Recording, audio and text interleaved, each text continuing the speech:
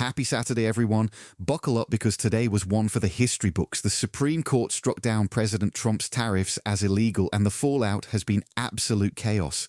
Trump fired back, calling the justices who voted against him a disgrace to the nation, and immediately announced a backup plan, signing an executive order imposing an additional 10% global tariff using different legal powers. So the trade war is far from over.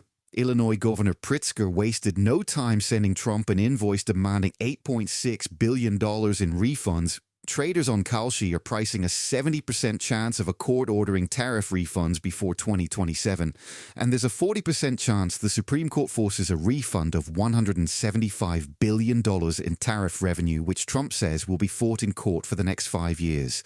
This is going to get messy.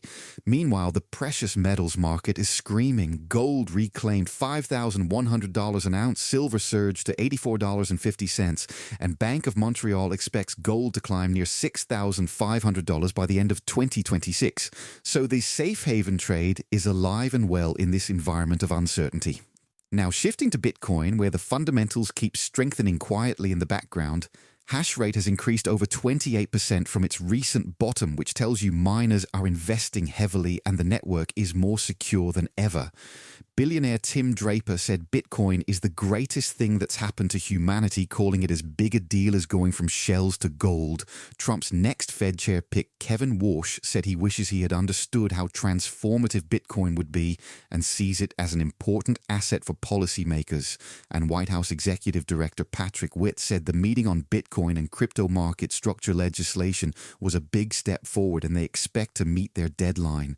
Nakamoto Incorporated completed its acquisition of BTC Incorporated and UTXO Management, which consolidates some serious Bitcoin media and investment infrastructure under one roof.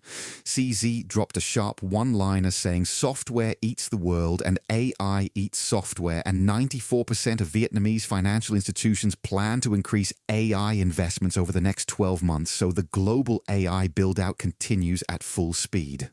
Over in altcoins, BGD Labs is stepping away from Aave contributions after 4 years as governance tensions grow, which is worth watching for the DeFi space.